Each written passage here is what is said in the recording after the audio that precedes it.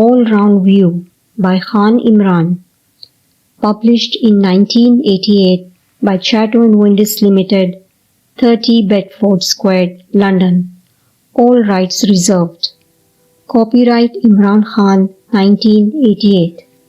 Topics: Biography, Sports, Cricket, Pakistan, Khan, Imran, Cricket players, Autobiography, Cricket biographies.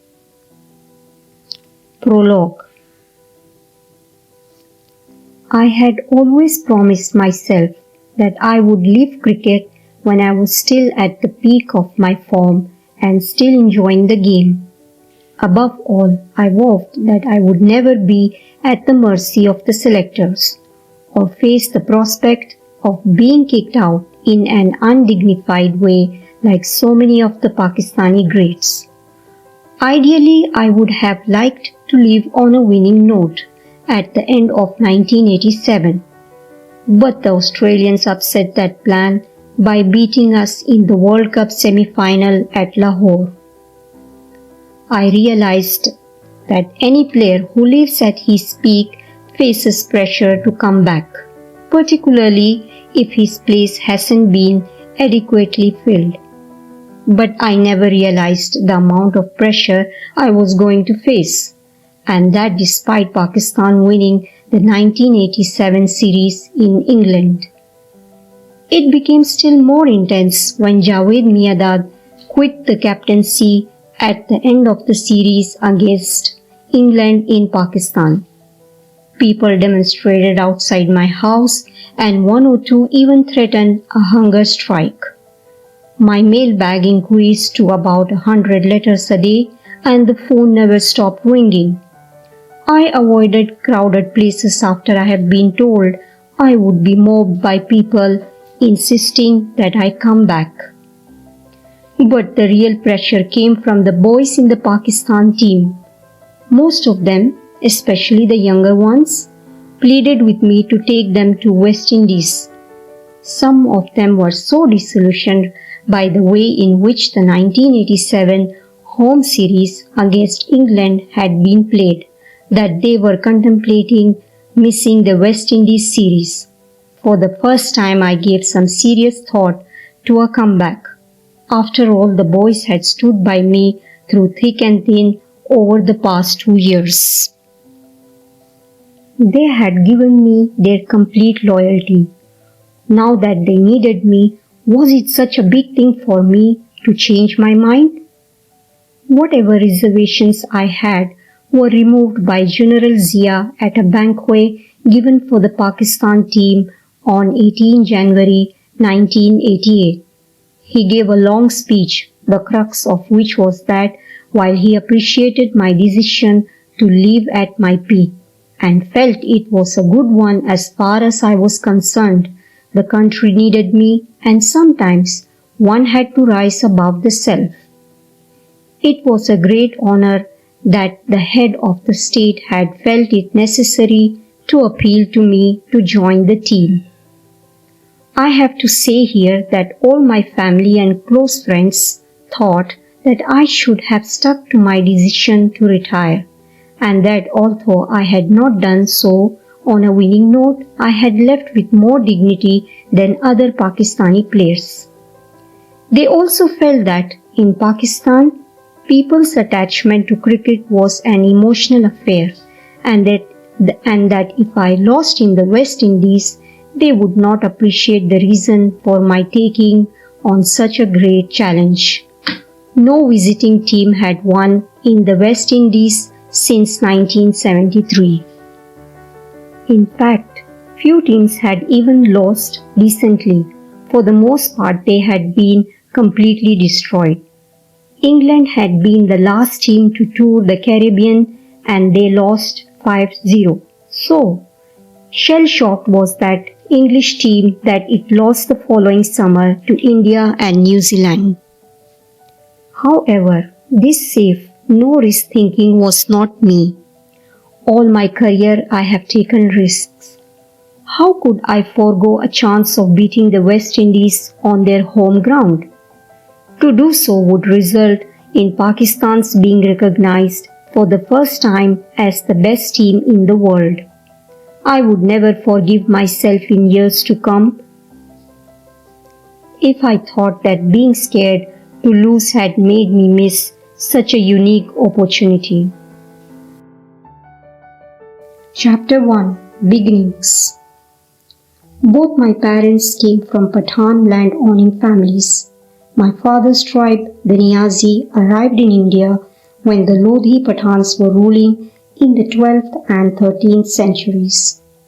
My mother belonged to the Burkis, a Turco-Afghan people who also came from Afghanistan, though they came to India a little later after a dispute within their tribe.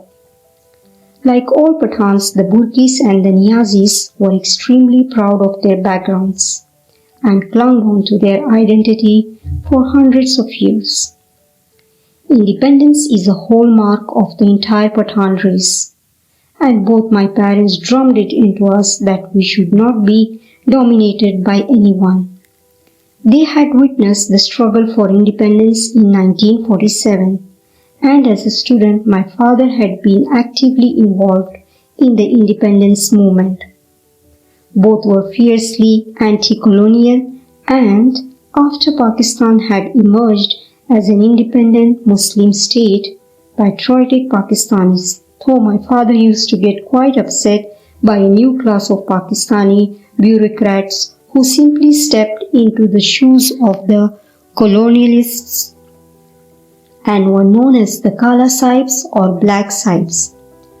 The Kala Sahibs acted out and even adopted the ways of the English. I remember how my father used to tick off the waiters in the Lahore Gymkhana Club who spoke to him in English. He also found it weird when Pakistani parents spoke English to their children. But, according to him, the worst type of Kala Sahibs were those who played or watched polo.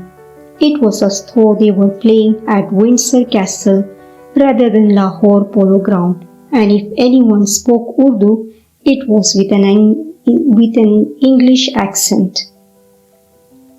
My mother was a strong and proud woman, as were her two sisters.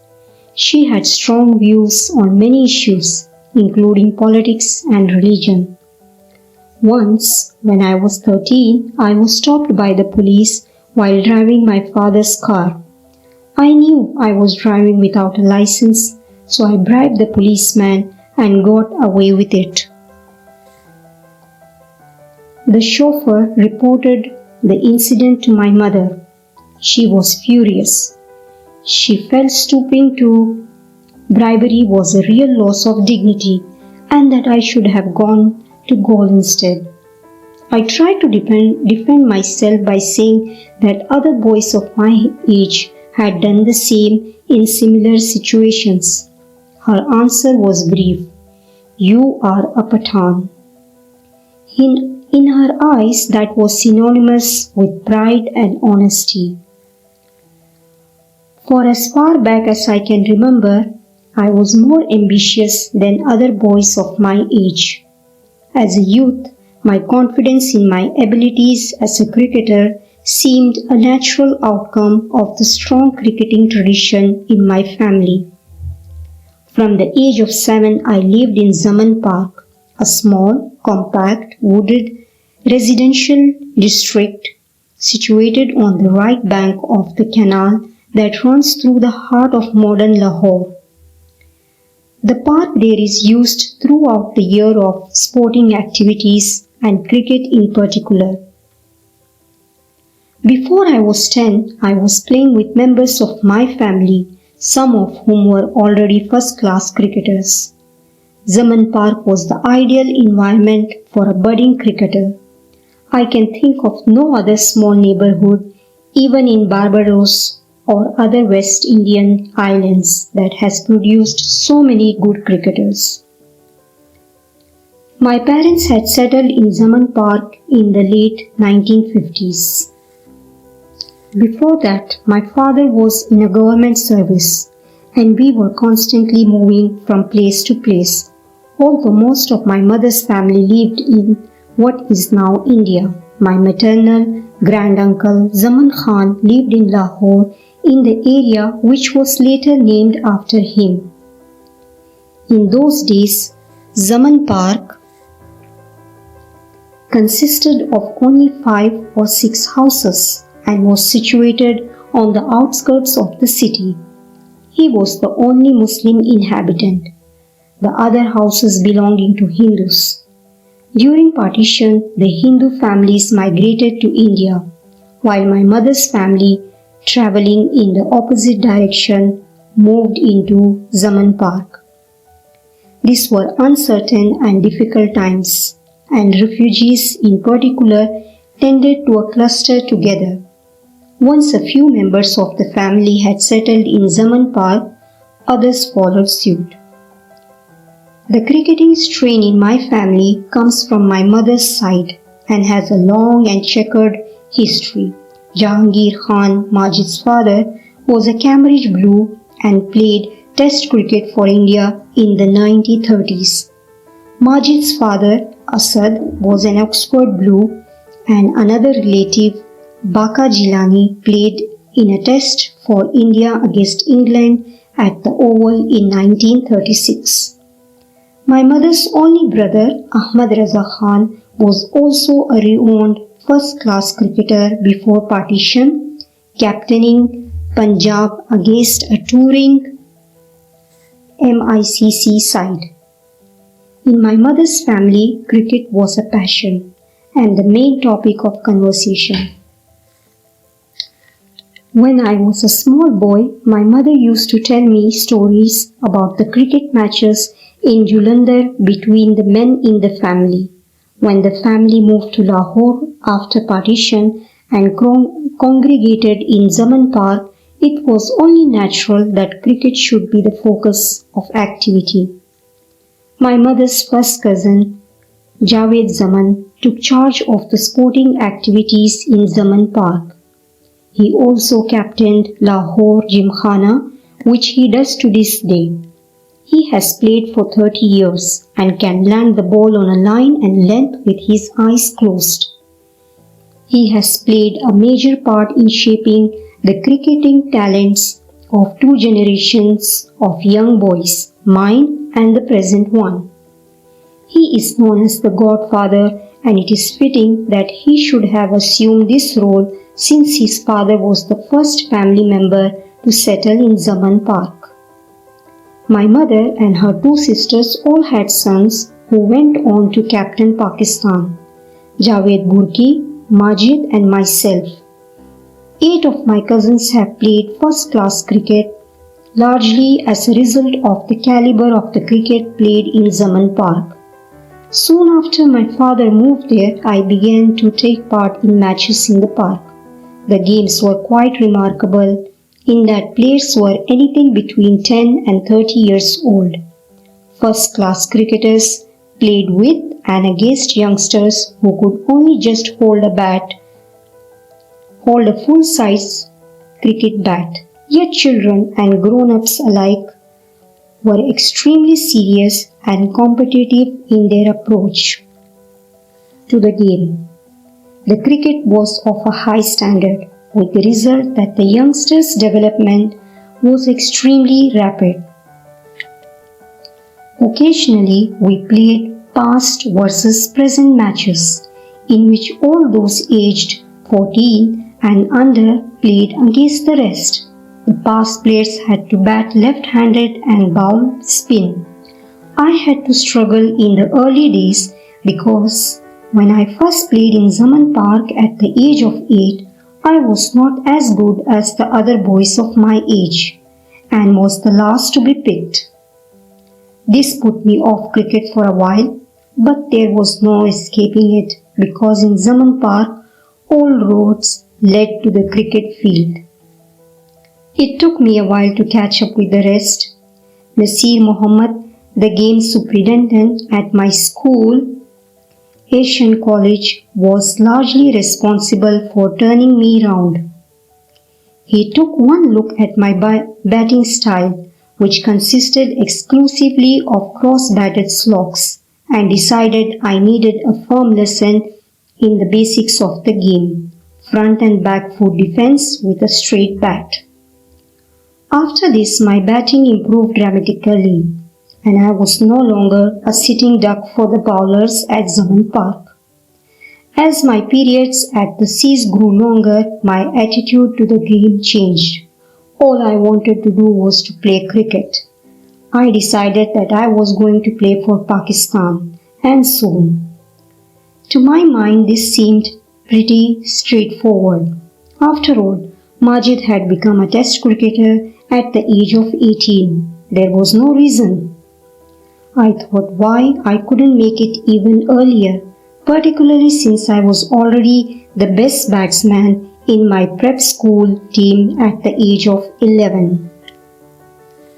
This precocious and naive conviction was the result of my knowing that Javed Burki and Majid Khan had already played for Pakistan. Watching my two elder cousins play in test matches, I imagined myself striding out, performing great feats with the bat and pulling Pakistan out of a tight sport. Such childhood fantasies are common enough, but in my case, they had the force of reality. When I was just 12, I went to watch Majid and Javed play New Zealand at Rawalpindi with my uncle Ahmad Raza Khan, a national selector.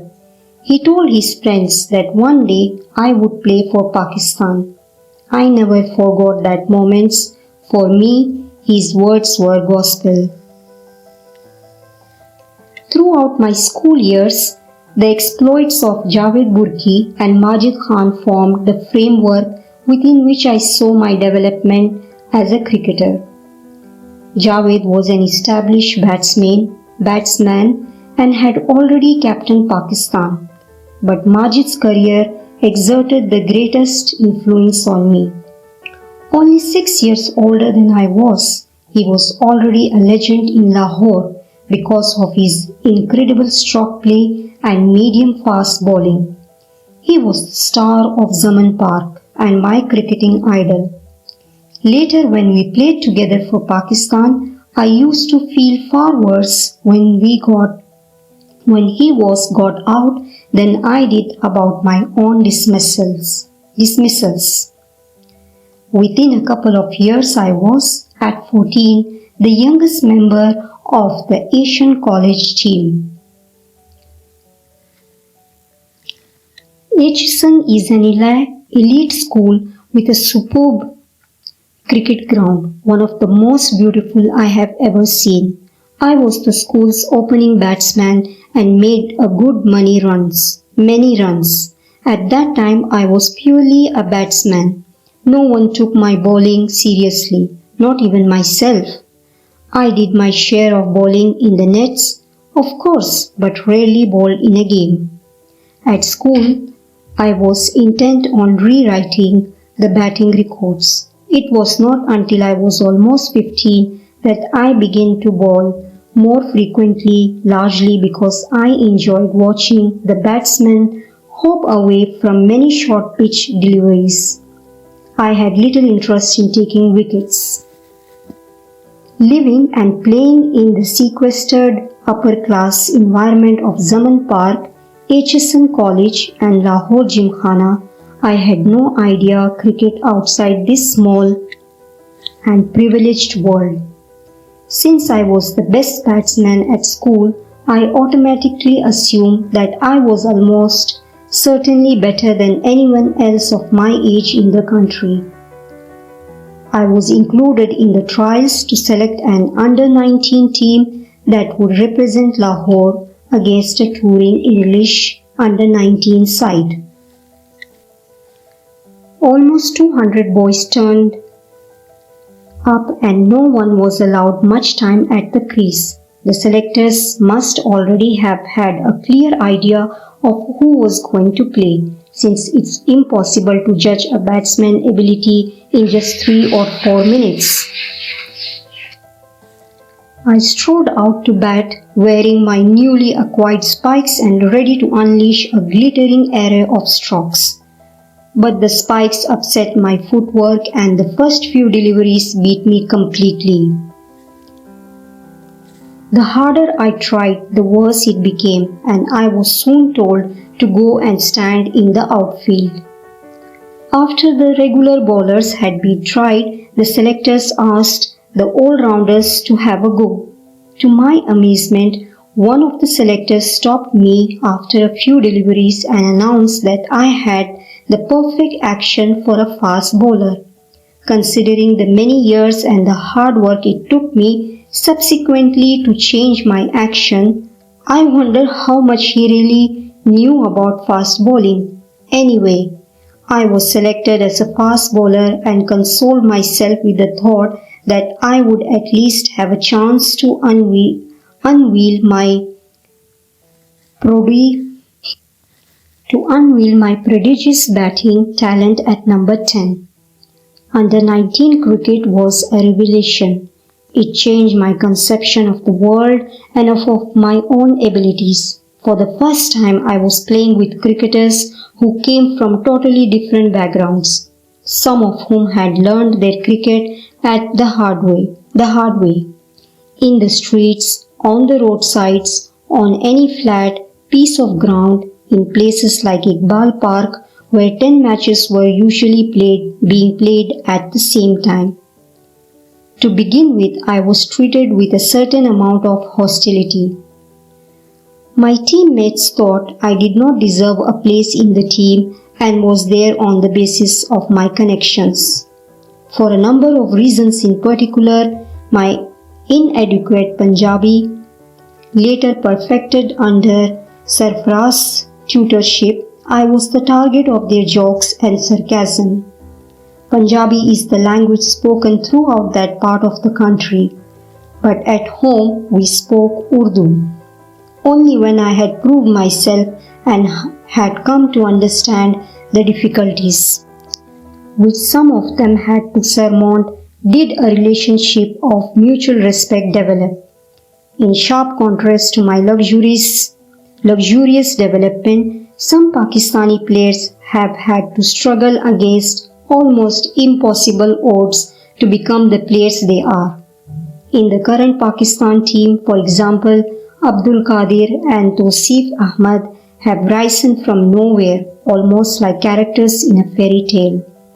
I also discovered that I had far too high an opinion of my own batting. Wasim Raja, the captain of the under-19 side, was in a different class together and was already batting with a maturity far beyond his years. Others were also streets ahead of me, such as Afzal Masood, outstanding schoolboy cricketer, or Azmat Rana, the brother of Shafqat and Shakur, and a natural ball player. I realized that I had been lucky in Lahore not having any fast bowlers and that my bowling had propelled me into first-class cricket. I made my first-class debut for Lahore against Sargodha. The chairman of the selectors was my uncle, while the captain of the Lahore side and the senior player were my cousins. Some called this nepotism. I, of course, preferred to regard it as a pure coincidence. I then behaved as though I was doing everyone a favor by gracing the occasion. I was to be the opening batsman and the opening bowler, and I was still only 16. It rained before the match, and rather than hang around the ground, I went back to where I was staying and went to sleep. After a long rest, I returned to find that the game had started and that someone else had gone in to the opening innings instead of me. Needless to say, I got hell from the captain, Humayun Zaman, while the team thought me spoiled and unworthy of being given a chance. After this one match, the principal of Atchison College, Abdul Ali Khan, refused to let me play any more first-class cricket while I was still at school. So as soon as I had passed my O-level examinations, I switched school and resumed first-class cricket. I was lucky in that during the 1970-71 season, the Lahore side was captained by my cousin, Javed Burki. He used me intelligently, shielding me when things were going badly and encouraging me at the appropriate times. Thanks to him, I was the second highest wicket taker that season among the pacemen. I was often erratic, but sometimes I got everything right, more often than not in the big matches. In March 1971, I was chosen to play for a Pakistan 11 against an international 11 led by Mickey Stewart. I took 3 wickets, including Stewart twice, and coming in at number 9 made 51 not out when our side was in danger of being skittled out for a mere total. My performance in this match was largely responsible for my being included in the squad to tour England that summer. It also prompted Wing Commander William Shakespeare, Worcester's chairman, to talk to me about my playing for the country. My parents immediately refused, arguing that my education would be interrupted. Back in 1971, Pakistani players had something of an inferiority complex, in that we had always been thrashed in England. We had only won a single test match in England in 1954, and that was considered a fluke. When we arrived, the English team was thought to be invisible. Talat Ali once asked a senior player if it was possible to see the ball once it had left Alan Ward's hand, while another senior player told us not to bother to look back but to walk straight back to the pavilion since Englishmen never dropped a catch. I was told that it would be impossible for me to take any wickets because the English was so perfect technically that there was never any gap between bat and pad, while Zahir was informed that with such a high back lift he would find it impossible to get any runs in England. Not were our feelings of inferiority confined to the cricket field. In our manager's speech at the MCC dinner, he declared that the English had taught us discipline through cricket and how to eat with a knife and fork. I was too embarrassed to listen to the rest. Some of the players who had been playing league and country cricket in England urged us to do as the English did. It was quite a shock to the reprimanded by other players for ticking off a rude waiter. It was not done in England. I was also told that if I wanted to bowl a lot, I should drink beer like Fred Truman. I took up milk instead, which even today I find the greatest sustenance. I am proud to say that. The younger players in Pakistan have followed my example, and far from building up their strength by drinking beer, they have taken up milk instead.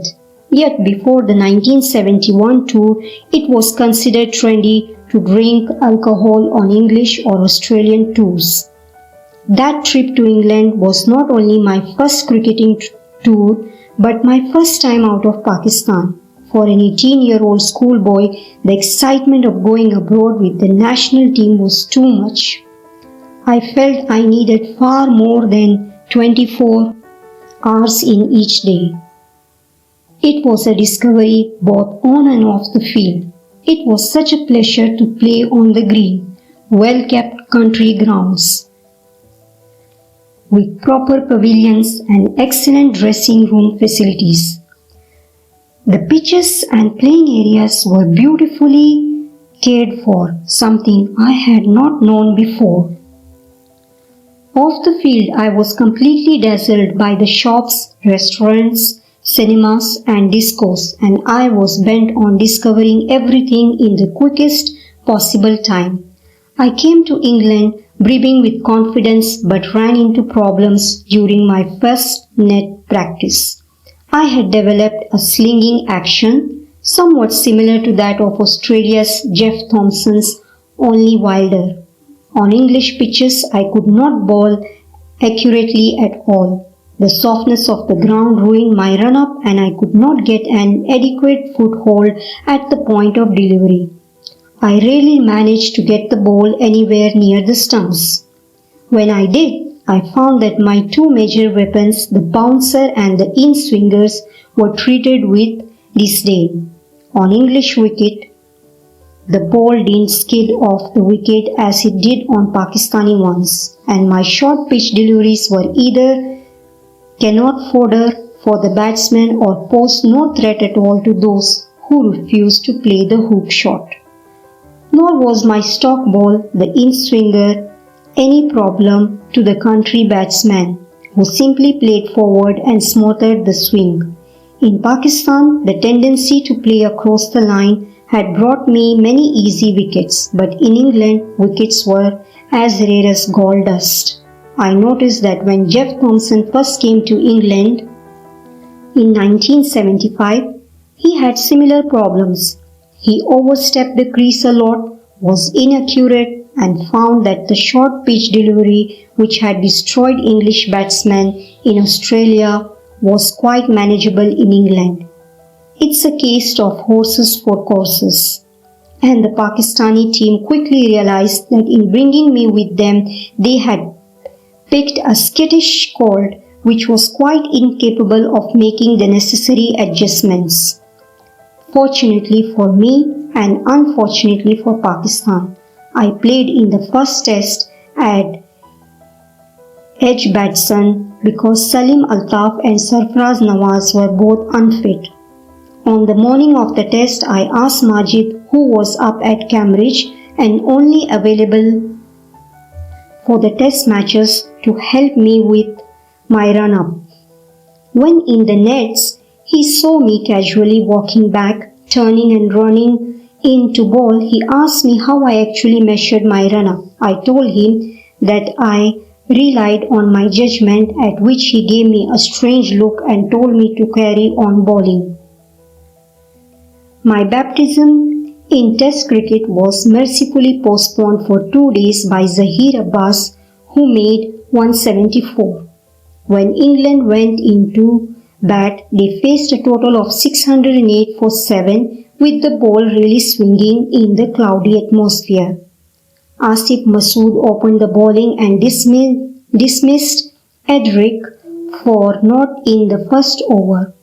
From the other end, I came on to bowl to the incoming batsman Colin Cowdrey. My first 4 deliveries were swinging full tosses, after which I kept the wicket-keeper Wasim Bari at full stretch on the leg side.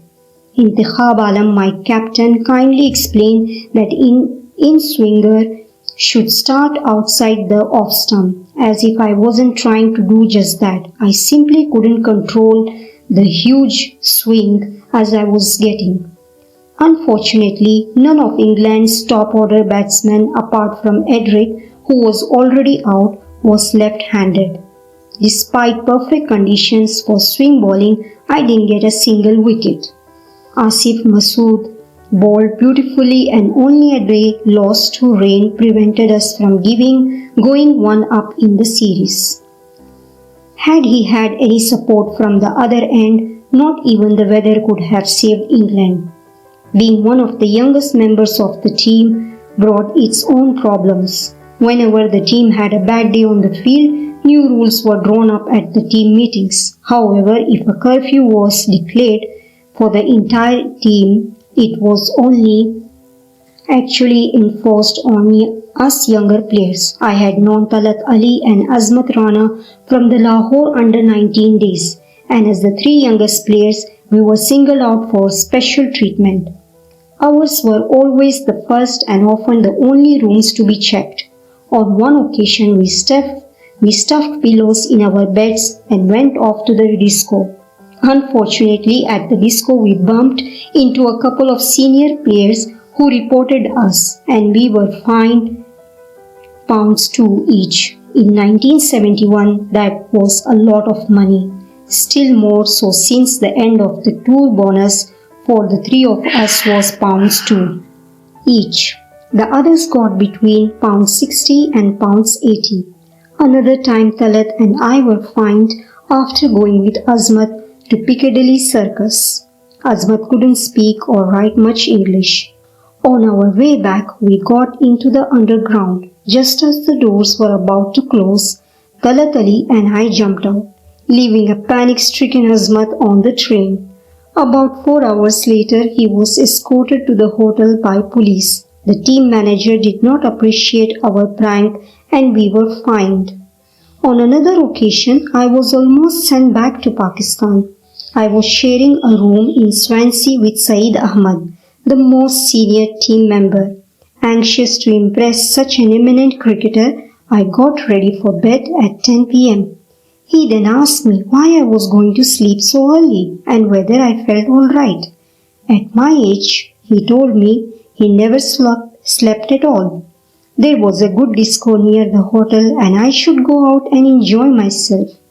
I couldn't believe my ears and thought what a great guy he was and how all the nasty things I heard about him were obviously untrue. So I hopped in the top rank at Swansea until it closed and crept back to bed and slept like a baby. A couple of days later, we left for Manchester to play at Old Trafford. When we arrived, our manager called me over and told me that it had not been for my family, he would have sent me home. He said that Saeed had told him how I had woken him up at 3 a.m. every night, and that was why he hadn't scored any runs. Other team members told me later that he had set me up because he wanted a single room. I had more trouble on account of Mr. Ahmad when he burst into tears during a match after a number of catches had been dropped off his bowling. Watching a grown-up bowling his head off, Talat, Azmat and I could not suppress our laughter. We were hauled up in front of the captain Intikhab Alam. While he was telling us off, Talat had a giggling fit which set off Azmat and me. Intikhab held his head in his hands and told us to get out. The more we were treated like schoolboys, the more we behaved like them. Batting at number 10 against Northends, I took a part in a crucial partnership with the number 11 batsman Salim Altaf. Salim pulled a muscle and Talat Ali was sent in as his runner. This was disastrous. He began to take extremely risky singles despite repeated cautions from Salim. The partnership became highly entertaining because we ran for everything. We only survived by sheer luck. I was eventually run out when Talat had called for a single after the ball had gone straight to leg slip. We lost the match and got hell from the dressing room. As the baby of the team, I had a real problem in dealing with the senior players. I was expected to be the subservient and to be the butt of most jokes, but not to retaliate. This was difficult, especially since I was better educated than a lot of the other players. Once Asif Mahmood threatened to beat me up when having them introduced to a lady at the Buckingham Palace as the baby of the team. I introduced him as its Omar Sharif. I was thought too cheeky, but anyone was allowed to say anything to me. Sadiq Muhammad once reported me to the manager because I had told him that I was not his servant when he asked me to get him a cup of tea. England narrowly won the rubber when they beat us by just 25 runs in the third and final test at Headingley. After the first test, my contribution was limited to a few country matches. By the end of the tour, I had had some sort of fight with most of the players in the team. I was considered a failure after the first test, so I was treated like any young player who was cocky and felt he was smart yet was not good at the game. By the end of that tour, I felt very isolated and lonely. However, I learned a lot from the experience. Most importantly, that if one wanted to be treated with respect by the team, one had to be good at cricket.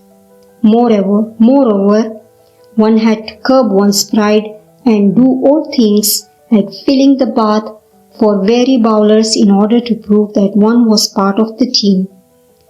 Remembering my own experiences, I knew how to deal with junior players when I became captain and made sure they were never neglected as Talat, Azmat and I had been. Rules should only apply to young players, and if they do badly, a captain should not blame it all on their nocturnal activities. I had lost all my cockiness and learned the hard way that I was just another raw, inexperienced cricketer. Had I gone back to Pakistan after the tour, I might have become just another entry in the long list of one-match wonders that litter the short history of Pakistani cricket. Luckily for me, however, before the first test, Worcestershire had repeated their interest in signing me, and we had reached a verbal agreement to satisfy my parents. They had arranged for my admission as a boarder at Worcester Royal Grammar School, where I could take my A-level exams and then try to get into Oxford or Cambridge. Meanwhile, I could also play county cricket the following summer.